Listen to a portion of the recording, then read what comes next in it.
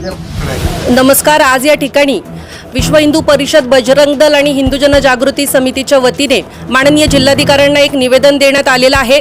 या निवेदनाचा विषय असा आहे की नाशिकमध्ये जी नामांकित कंपनीमध्ये हिंदू मुलींना जबरदस्तीने धर्मांतरण करण्याचा प्रयत्न करण्यात आला। काही जणींचं धर्मांतरण करण्यात आलं, त्यांना गोमांस खाण्यासाठी जे आहे तर बाध्य करण्यात आलं, त्यांना जबरदस्तीने नमाज पठण करायला सांगण्यात आलं आणि हे फक्त मुलींनाच नाही तर काही हिंदू मुलांचं सुद्धा त्यांनी धर्मांतरण केलेलं आहे आणि हे गेल्या 4 वर्षापासून सुरू ही अतिशय गंभीर गोष्ट आहे। आणि आज नाशिकमध्ये ही घटना उघडकीस आली। त्या ठिकाणी 7 जण आरोपी आहेत तर त्यांना पकडण्यात आलंय, पण केवळ त्यांना जे आहे तर तारीख पे तारीख न होता त्यांच्यावरती लगेचच तात्काळ कारवाई करण्यात यावी, कारण सगळे पुरावे समोर आहेत। आणि जी निदा खान जी पळून गेली आहे तिथली मुख्य अधिकारी, जिचे आणखीन काही आतंकवादी कारवायामध्ये पण तिचे हात असू शकतात, त्याचे धागे दोरे सापडण्याची शक्यता CIDने वर्तवलेली जी आहे तर शासनाने वर्तवलेली आहे।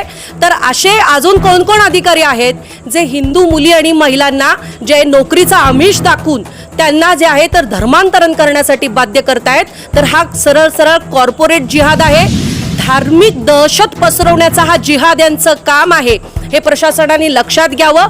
आणि अशा प्रकारे नाशिक सारखे घटना जर पूर्ण महाराष्ट्रामध्ये सुद्धा जे काही कॉर्पोरेट ऑफिसेस आहेत, अजून वेगवेगळ्या प्रकारचे ऑफिसेस जिथं मुली महिला या नोकरीसाठी जातात, तर त्यांना नोकरीचा आमिष दाखवून अशा प्रकारे धर्मांतरण केलं जातंय का, तर याची राज्य शासनाने जी आहे तर तपासणी केली पाहिजे।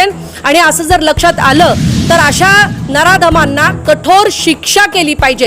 केवळ कायदे करून चालणार नाही, तर कायद्यांची कठोर अंमलबजावणीसाठी सुद्धा जे प्रशासकीय अधिकारी आहेत तर त्यांना सुद्धा राज्य शासनाने त्यांच्यावरती सुद्धा जे आहे तर त्यांचा पण पाठपुरावा घ्यावा, ही आमची मागणी आहे।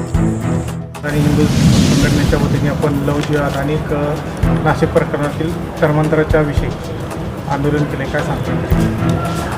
मी प्रथम तर या आंदोलनाच्या विषयी सांगू इच्छिते की कुठलीच महिला कुठल्या ह्याच्यातली की ती सुरक्षित नाही आहे, त्यासाठी शासन फक्त समित्या आणि वेगवेगळी प्रक्रिया आहे, कागदोपत्री हे सुरू आहे असं मला वाटतं। त्याच्यावरती ठोस कारवाई झाली पाहिजे की त्याच्यावरती रिझल्ट काय आहे।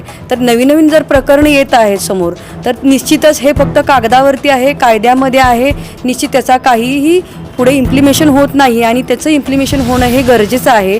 नाहीतर फक्त शिकून आणि मुलगी पुढे गेली असं म्हणून उपयोग नाही आहे। त्यासाठी शासनानं रीतसर त्याच्यामध्ये लक्ष घातलं पाहिजे आणि महिलांना सुरक्षित केलं पाहिजे।